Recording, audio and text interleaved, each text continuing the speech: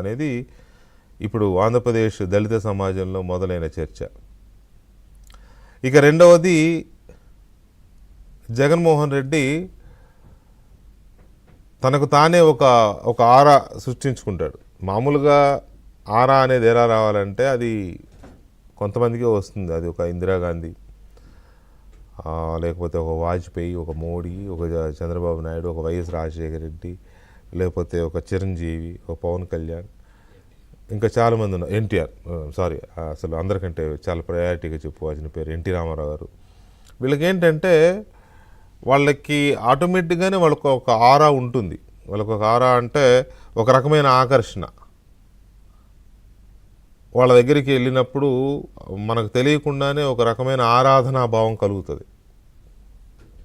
అది ఎన్టీ రామారావు గారైనా, చంద్రబాబు నాయుడు గారైనా, వైఎస్ రాజశేఖర రెడ్డి గారైనా, చిరంజీవి అయినా, ఇంకా చాలామంది పొలిటికల్గా కానీ ఇంకొంతమంది సెలబ్రిటీలు కూడా.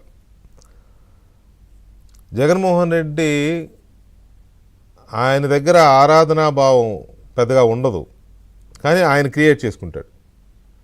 ఎలా? తరలించిన మనుషులతో డబ్బులు ఇచ్చి సీఎం అని అర్పించుకొని చాలామంది మాట్లాడేది ఆయన దగ్గరగా చూసేవాళ్ళు ఏంటంటే, అట్లా డబ్బులు ఇచ్చి అర్పించుకునేటప్పుడు కూడా వాళ్ళు ఏదో నిజంగా వచ్చి అరుస్తున్నారు అన్నట్టుగా ఆయన ఫీల్ అవుతాడనేది చాలా జగన్మోహన్ రెడ్డిని దగ్గర నుంచి చూసిన వాళ్ళు చెప్తున్న మాటలు. నేను డబ్బులు ఇస్తే వచ్చారు వీళ్ళు, నేను డబ్బులు ఇస్తే అరుస్తున్నారు వీళ్ళు అనేది మర్చిపోతాడు. మర్చిపోయి వాళ్ళు అరుస్తున్న దాన్ని ఫీల్ అవుతూ ఉంటాడు అనేది ఒక ఇదనమాట, ఒక అబ్జర్వేషన్. ఆయన్ని చాలా క్లోజ్గా మానిటర్ చేసిన వాళ్ళ ఒక అబ్జర్వేషన్. ఇక రెండవది మోసం. తనను తాను మోసం చేసుకుంటూ అది మోసం అనుకోకుండా అది నిజం అనుకోవడం, తన వాళ్ళను మోసం చేస్తూ కూడా జనాన్ని వాళ్ళే తప్పు చేశారు అన్నట్టుగా నమ్మించే ప్రయత్నం చేయడం. అంటే తనకు తాను మోసం చేసుకోవడం, హిపోక్రటిక్గా తన వాళ్ళను మోసం చేయడం. పైకి మాత్రం ఒక బింకం, ఒక మేకపోతు గాంభీర్యం, లేదా ఒక ధైర్యం. ఇది ఆయన అవలంబిస్తున్న ఇంకొక విధానం. Self surprising, self cheating, self created aura, ఇటువంటివి తయారు చేసుకుని ఆ భ్రమలో ఆయన బతికేస్తున్నాడు. సింపుల్ లాజిక్ ఏంటంటే, మొన్న హైదరాబాదు కోర్టు, సిబిఐ కోర్టు దీనికి వచ్చినప్పుడు నేను మొన్న చెప్పాను, మళ్ళీ ఇవాళ చెప్తున్నా, చాలాసార్లు హైదరాబాద్ వచ్చాడు ఆయన. ముఖ్యమంత్రిగా ఉన్నప్పుడు వచ్చాడు, ముఖ్యమంత్రిగా దిగిపోయినాక వచ్చాడు, అంతకు ముందు వచ్చాడు. పాదయాత్ర చేస్తున్నప్పుడు రాలేదా హైదరాబాద్ వారం కోర్టుకి? ముఖ్యమంత్రిగా ఉన్నప్పుడు లండన్ వెళ్ళడానికి హైదరాబాద్ వచ్చే కదా, బేగంపేటలోంచి స్పెషల్ ఫ్లైట్ వేసుకుని వెళ్ళాడు.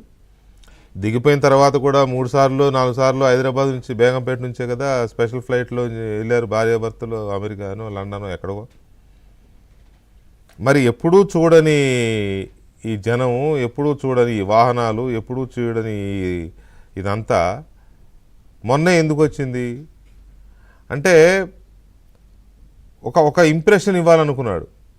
జగన్మోహన్ రెడ్డి వస్తే ఇంతమంది వస్తారు, మళ్ళీ నెక్స్ట్ టైం వాయిదాలకు పిలవాలని అంటే ఇబ్బంది అవుతుంది అని కోర్టుల్ని ప్రభావితం చేయడానికి. చూశారు కదా, నేను లాస్ట్ టైం వచ్చినప్పుడు ఎంత ఇదైందో, ట్రాఫిక్లు కూడా మళ్లించాల్సిన పరిస్థితి వచ్చింది. అందుకని మా లాయర్ వస్తాడు నా పక్కన చెప్పుకోవడానికి ఒక ఎలిబి అంటారు దాన్ని, ఒక ఎలిబి క్రియేట్ చేయడం.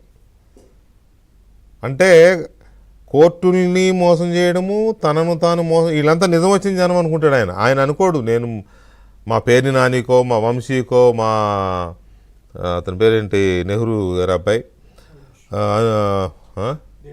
అవినాష్, మా అవినాష్కో, మా కొడాలి నానికో చెబితే మా వాళ్ళు పంపించారు, మా పులివెందుల వాళ్ళకి చెప్తే వాళ్ళు పంపించారు, వీళ్ళంతా వాళ్ళు అనేది మర్చిపోతాడు కాసేపు.